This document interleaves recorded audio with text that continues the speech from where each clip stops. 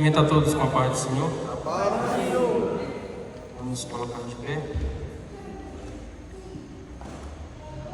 Vamos em Ezequiel 47.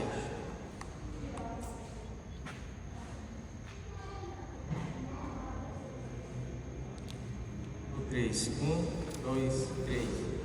O homem me levou de volta à terra entrada do templo. Debaixo da entrada saía a água que corria na direção do leste. Pois o templo dava frente para esse lado. A água corria por baixo do lado sul do templo, ao sul do altar. Então o homem me fez sair da área do templo pelo portão norte e me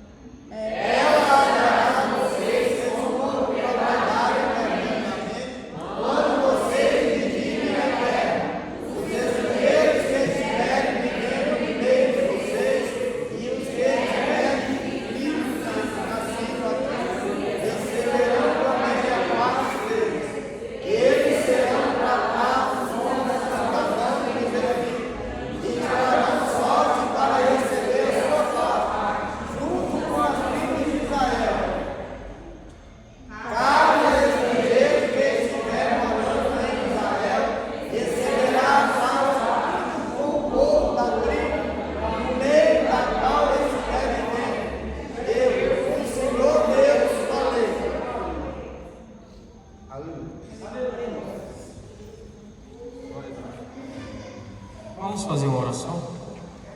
Soberano Senhor, e nosso eterno Deus e Deus, Pai, Pai de neste maravilha. momento, Senhor Pai, Deus, nós te nesta damos noite, graças por estar nós na tua estamos casa. aqui, meu Deus, Meu Deus, para mais uma um vez, dia, meu Pai, nesta campanha, agraciados na tua Senhor. presença. Neste momento, meu Pai, pedimos já, Meu Senhor, Deus, que venha estar conosco, meu Pai, falar aos nossos corações.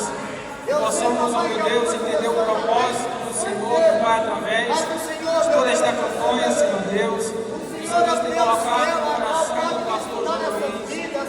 Nós possamos entender o propósito da tua palavra nessa noite, Senhor Deus.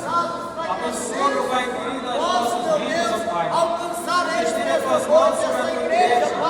É uma igreja de paz, é uma igreja de compromisso, é uma igreja Abençoa cada um, meu Pai, que entrou aqui neste lugar.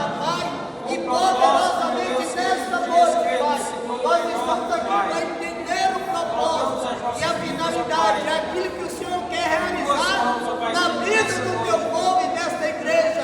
E aqueles que estão aqui à volta também serão alcançados. És fiel nas nossas Em vidas, nome ó de Pai. Jesus. Em nome de Jesus. Aleluia. Irmãos, podem assentar.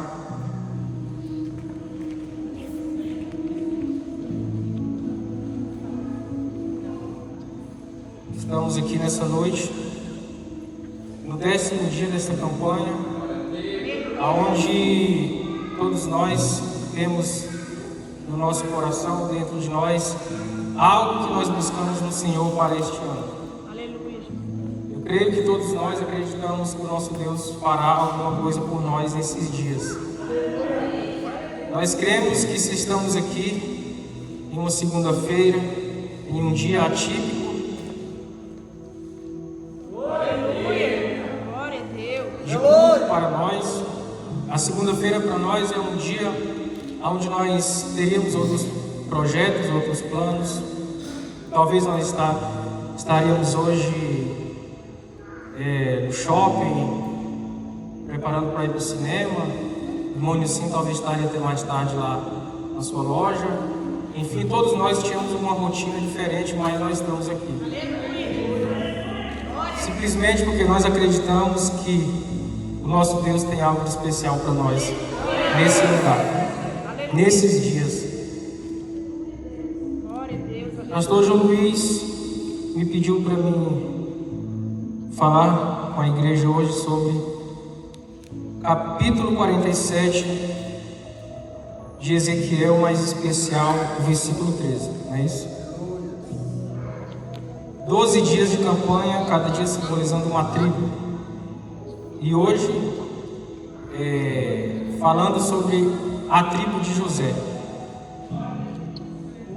sobre este filho de Jacó, um homem de Deus, que a sua história é bem conhecida de todos nós. Mas antes de eu falar do versículo 13, eu queria falar do versículo 8 e 9. Diz assim: Então me disse, estas águas saem à região oriental e descem a campina, e entram no mar, e sendo levadas ao mar, sararão as águas. E será que toda criatura vivente que vier por onde quer que entrarem esses dois ribeiros viverá. E haverá muitíssimo peixe, porque lá chegarão estas águas e sararão, e viverá tudo por onde quer que entrar esse ribeiro. No capítulo 47, principalmente nos 12 primeiros versículos, ele fala sobre as águas que brotavam do templo.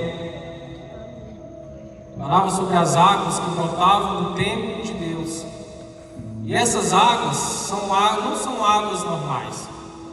Não são águas com a composição que todos nós conhecemos, o famoso H2O. Mas são águas diferentes, né, David? São águas saradoras. São águas transformadoras. São águas que têm o poder de mudar a situação de um homem pecador como eu e você. A Bíblia diz aqui que essas águas saem do templo e entram no mar. E qual é esse mar? É o mar morto, um mar sem vida, um mar que não existe nenhum tipo de perspectiva de vida, porque é uma água tão salgada, e por ser tão salgada é impossível ter vida naquele lugar. Mas porém essas águas, elas fazem alusão ao projeto de Deus para a vida do pecador. O Mar Morto aqui é como se fosse nós, totalmente infrutíferos, totalmente sem vida, totalmente sem perspectiva, mas porém as águas que brotam do templo de Deus, as águas que saem, aonde a sua fonte é o próprio Deus, elas entram em nós trazendo vida, elas entram em nós renovando aquilo que antes havia em nós, que era a comunhão nossa com Deus. E elas trazem uma mudança. Um mar que não existe vida, agora porém tem vida. Um mar que agora não tem nenhuma perspectiva de haver peixes ou vida ao seu redor, agora as árvores começam a brotar no seu leito. Porque essas águas são as águas do Espírito Santo. São as águas que brotam de Deus para trazer vida para todos nós. Que antes éramos como um mar morto, como uma terra seca. Mas porém essas águas, elas nos dão vida para que nós possamos a cada dia viver em novidade de vida na presença do Senhor. E vindo aqui para o versículo 13, que diz: assim diz o Senhor Jeová, este será o termo conforme o qual tomareis a terra em herança, segundo as 12 tribos de Israel, e José terá 2 partes. A história de José, desse filho de Jacó, ela é uma história muito bonita, muito maravilhosa para todos nós que amamos a palavra de Deus. José é tão especial que ele é tido como um tipo de Cristo no Antigo Testamento. Porque José é o filho querido do seu pai. José, ele sofreu sem merecer. José foi vendido como Jesus foi vendido. José passou por todas as mazelas daquela época, prisão, escravidão, mas porém um dia ele ressurgiu como um grande libertador, como aquele que salvaria aquela nação naquela época. A vida de José, a história de José, ela toma 13 capítulos no livro de Gênesis, do capítulo 37 ao capítulo de número 50. Todos esses capítulos, eles traçam a vida de José. Eles trazem para nós como que se deu a vida daquele jovem. Um jovem que teve muitos desafios. José não era um homem maduro quando ele passou pelos problemas que ele começou a enfrentar. No capítulo 37, onde inicia ali a sua trajetória, a Bíblia diz no versículo 3, se você quiser colocar lá, Gênesis 37, a Bíblia diz que ele foi a preferência paternal. A Bíblia diz que ali ele teve do seu pai a preferência, porque eram 12 filhos, mas porém a Bíblia diz que José amou mais, Jacó amou mais a José, Israel amava a José mais do que todos os seus filhos, porque era filho da sua velhice e fez uma túnica de 7 cores. Então ele começou ali a sua trajetória, o seu pai foi escolhendo. No versículo 4, ele foi objeto de ódio dos seus irmãos. Diz: vendo pois os seus irmãos que seu pai o amava mais do que a todos, os seus irmãos aborreceram-no e não podiam falar com ele pacificamente. No versículo 5, ele foi alvo de inveja espiritual, porque Deus o escolheu para reinar. Sonhou também José um sonho que contou aos seus irmãos, por isso eles o aborreciam ainda mais. No versículo 18, seus irmãos planejaram matá-lo, e viram-no de longe, e antes que chegasse a eles, conspiraram contra ele para o matarem. No versículo 24, ele foi lançado em uma cova vazia, ou em um poço vazio. E tomaram-no e lançaram-no na cova, porém a cova estava vazia, porque não havia água nela. No versículo 28, ele foi vendido como escravo para uma companhia de ismaelitas. Passando, pois, os mercadores midianitas tiraram e alçaram a José da cova, e venderam José por 20 moedas de prata aos ismaelitas, os quais levaram José para o Egito. E no versículo 36, ele foi vendido ao Egito como escravo. Os midianistas venderam no Egito a Potifar, eunuco de Faraó, capitão da guarda. Então tudo isso foram eventos na vida de José, foram acontecimentos que foram se sucedendo na vida de José, foi causando alguns transtornos na vida daquele jovem. Apesar de ele ser escolhido de Deus, apesar de ele ter sido chamado pelo próprio Deus ali em sonhos, de Deus ter convocado ele e revelado a ele o plano que Deus tinha para ele, a qual a princípio ele não entendia, mas tudo na nossa vida tem um processo, tudo na nossa vida tem um porquê. Às vezes nós não entendemos. Alguém que é queridinho do seu pai, alguém que, apesar de ser um dos mais novos, ele só é mais velho do que Benjamim, que foi o último.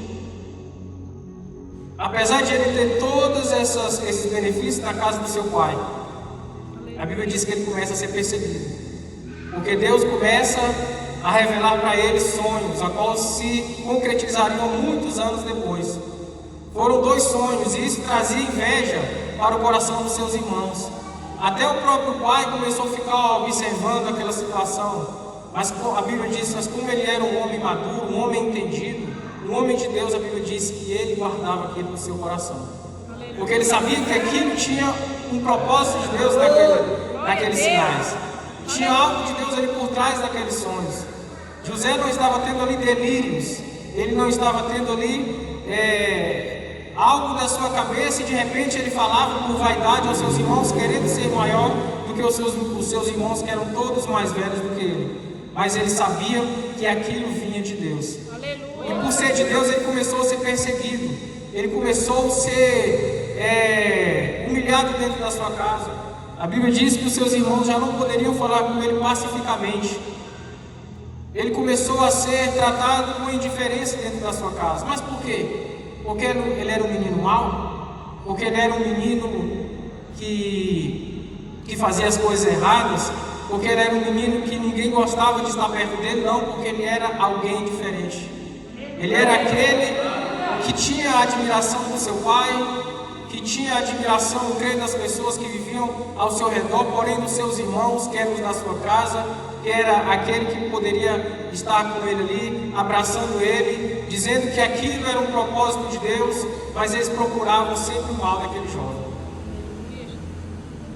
Em determinada ocasião, seus irmãos vão para o campo para apacentar ali o gado, procurar pastos verdes para o gado, e o seu pai Jacó envia ele para procurar os seus irmãos.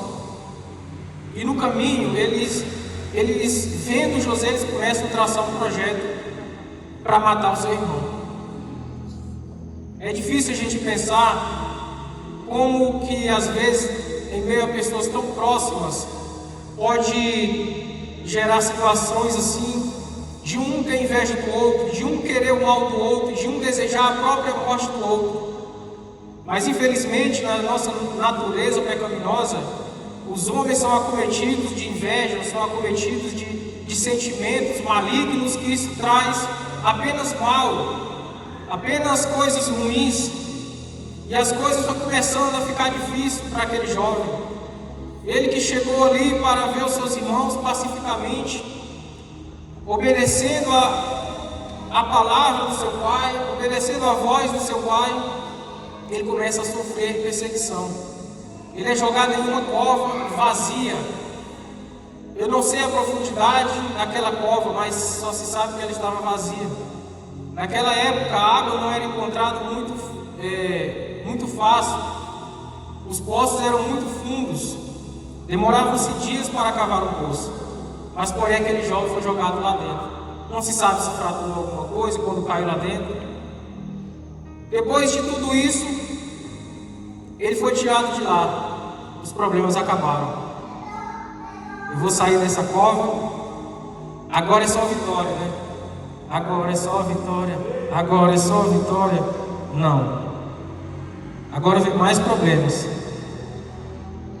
Porque a nossa vida, irmãos, a Bíblia diz que a nossa vida é de glória em glória. É de sofrimento, é de luta, é de provação. Nós vamos galgando posições e degraus na nossa vida até nós chegarmos ao lugar onde Deus desejou para todos nós. Porque a vida do justo é como a luz da aurora, que vai brilhando e mais até ser um dia perfeito. E ele que pensava que os problemas estavam findados ali, porque os seus irmãos já tinham passado a sua ira, agora eu vou sair desse poço e as coisas vão começar a melhorar. Ele não sabia que a partir dali ele estava saindo de dentro de um poço para, por muito tempo, estar longe dos seus pais, do convívio da sua casa, do convívio do seu lar, da sua família, para ser vendido como um escravo. Um menino querido, um menino bom, um menino de Deus, um menino que só fazia o bem, que não deixava de ir à igreja, não deixava de obedecer os mandamentos do Senhor, agora é vendido como um escravo. Agora é vendido como um qualquer. Agora é tirado de uma cova, sabe lá como, sem comer, sem beber água. Agora é entregue na mão de homens que eles não sabiam quem era, uma comitiva de ismaelitas que levaram ele para o Egito. E chegando no Egito, ele é vendido como escravo para Potifar. E tudo isso foi, apesar dele ser um jovem de Deus, apesar dele ser alguém que tinha o Espírito de Deus no seu coração, na sua vida, tem muitas coisas na nossa vida que gera sequelas, que gera mágoas no nosso coração. E tudo aconteceu. Ele chegou na casa de Potifar, achou graças aos olhos daquele general, foi o chefe da sua casa. A Bíblia diz que tudo onde ele colocava as suas mãos, Deus fazia prosperar. Apesar de estar passando por dificuldades, mas a dificuldade era algo no seu exterior, porque no seu interior havia um espírito que fazia com que a cada dia ele pudesse ser um jovem vitorioso, ser um jovem de Deus. Glória a Deus, aleluia. Não é porque as coisas estão difíceis que Deus me abandonou. Não é porque as coisas começam a dar errado, tudo dá errado, que Deus não está no controle da minha e da sua situação. Deus estava com José lá no Egito. Aleluia. Deus estava com aquele jovem naquela situação catastrófica da sua vida. E ele começa a se destacar no Egito. Imagino eu que havia muita inveja sobre aquele jovem, porque no Egito, de repente um estrangeiro vai para a casa do general, do braço direito do governador, do faraó, e ele começa a tomar de conta das coisas daquele homem que era muito rico. Porém, como na nossa vida, nós nunca vamos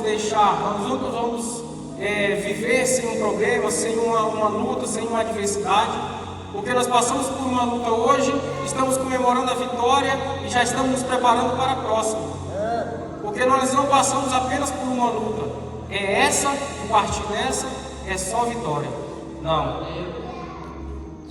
E agora ele é tido como um estuprador, como alguém que tentou violentar a mulher daquele senhor. Imagina como que não foi o bafafá, a fofoca, as pessoas dizendo: eu sabia, esse jovem nunca me enganou. Eu sempre pensava que um dia ele ia mostrar quem realmente ele era. Ele chegou aqui, ninguém conhecia ele, de repente ele é líder na casa do líder maior do exército. Eu sabia que um dia ele ia mostrar suas unhas. Então ele vai para a prisão. Na prisão ele começa a se destacar novamente. Aleluia. Porque tudo quanto fizer prosperará. Glória a Deus. E passa-se longos 2 anos na prisão. E ele sai da prisão. porque Deus estava com ele também na prisão. Deus estava com ele também naquele cativeiro. Deus estava com ele, ainda que qualquer lugar que ele pudesse estar, Deus estava com ele. Aleluia. E ele sai daquela prisão para estar diante de Faraó. E todos nós sabemos que Faraó havia sonhado 2 sonhos. Um sonho aonde as espigas cheias são comidas pelas magras, as vacas gordas são comidas pelas magras. E ninguém pode interpretar aquele sonho. Mas havia um jovem na prisão que poderia interpretar. E diante de Faraó ele fala: eu não posso interpretar esse sonho, mas o meu Deus pode. Aleluia. Isso é algo tremendo, porque ele tinha todos os motivos para dizer: eu não posso, eu sou um miserável, eu sou alguém onde Deus não está comigo. Por que eu estou passando por tudo isso? Por que eu nunca fiz nada de errado e agora eu sou escravo, sou prisioneiro, sou tudo? Mas ainda assim aquele jovem tinha um temor de Deus. Aleluia. E ele então interpreta aquele sonho. E Faraó o coloca na segunda maior posição daquele lugar. Onde era naquele tempo, o Egito era o maior reinado que existia naquele tempo. Não havia cargo de governador naquela época. Apenas o Faraó que dirigia tudo aquilo ali. Mas quando Deus dá um negócio, irmãos, Deus abre porta onde não há porta. Não tinha cargo de governador, mas Deus colocou José como governador daquele lugar. Ah, mas não tem jeito, é impossível. Deus faz se tornar possível, porque as coisas que Deus faz não é dentro da nossa lógica, é dentro das suas possibilidades. O nosso Deus é o Deus do possível. E ele chega naquela posição, e Deus lhe dá graça. Ele se casa com uma mulher, Azenate, filha de Potífera, sacerdote de On.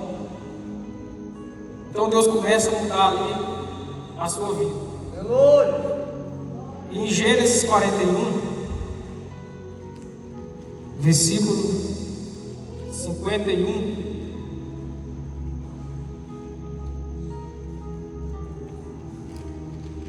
a Bíblia diz: e chamou José o nome do primogênito. Aquele, depois de casado, ele tem 2 filhos.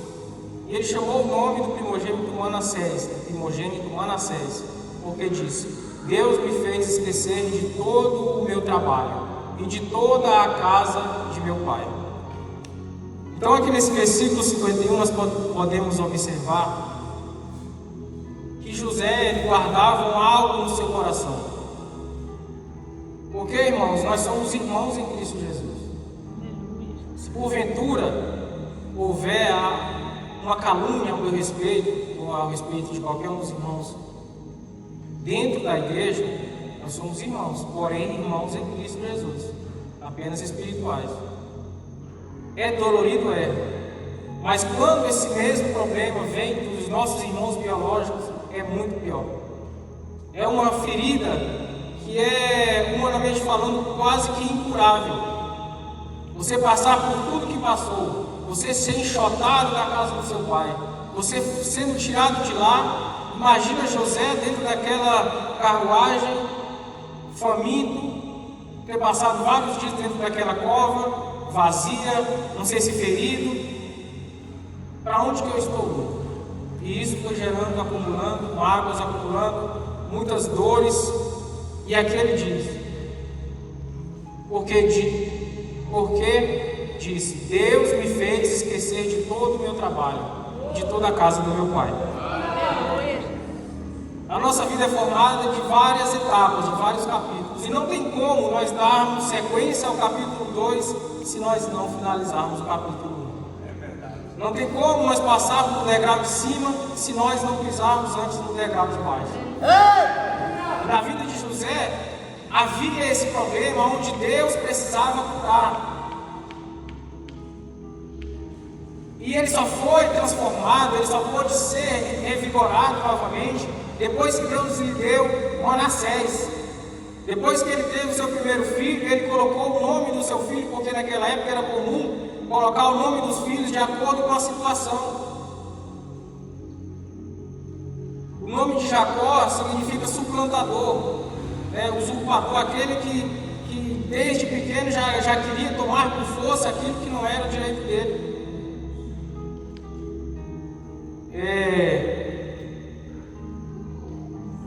Esqueci o nome agora do filho de aquele que diz assim, foi-se agora, neto de Eli, filho de Icabô, né? Icabô. Por que o nome dele é Icabô? Porque a arca tinha sido tomada, estava na mão dos filisteus, e se foi-se a glória. E o nome daquele menino era Icabô, que significa foi-se a glória. E ele colocou, José aqui colocou o nome do seu filho Manassés, porque ele pôde entender que Deus naquele momento havia restaurado ele. Deus havia limpado do seu coração toda aquela mágoa. Deus havia tirado dentro dele aquilo que por muito tempo roía dentro dele como um câncer. E no versículo de número 52, nasceu ali o seu segundo filho. E o nome do seu segundo filho chamou Efraim, porque disse: Deus me fez crescer na terra da minha aflição. Aleluia. Então, resumindo, nós só podemos receber o melhor de Deus, nós só podemos receber o nosso Efraim se primeiro Deus nos der o nosso Manassés. Nós só podemos receber o melhor que Deus tem para nós se primeiro nós nos esvaziar de tudo aquilo que às vezes nos consome, que às vezes é algo que nos coloca para baixo.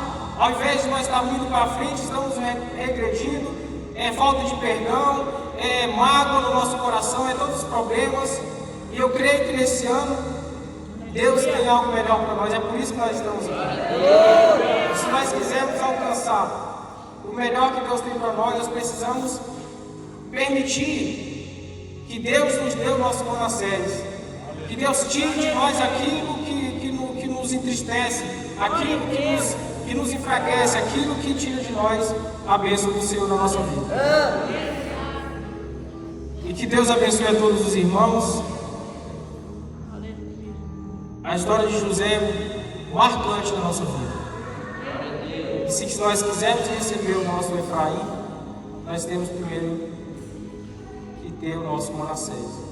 Primeiro nós temos que ter aquele encontro com Deus, aonde Deus permitir que Deus retire de nós tudo aquilo que foi fracasso na nossa vida, tudo aquilo que foi,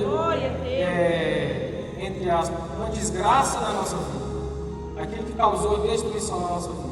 Nós precisamos deixar para trás se nós quisermos receber o melhor de Deus na nossa vida.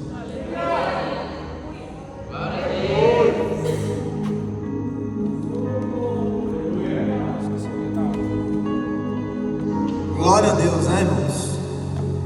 Se coloque de pé.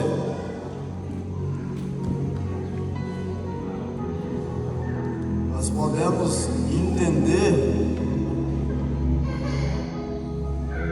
que assim como José foi escolhido, assim como o Senhor colocou e permitiu com que ele passasse por todas as dificuldades, todas as tribulações, é porque Deus já tinha bênção para ele lá na frente, e não será diferente nesta noite. Deus tem o mesmo para você. Mas primeiro você precisa esvaziar daquilo que atrapalha o agir da glória de Deus. Foi o que José fez, foi o que Deus permitiu. Então primeiro esvazie, tire aquilo, para que Deus possa encher você da sua presença e da sua glória.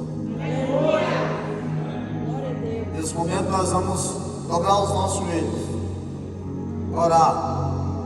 Irmãos,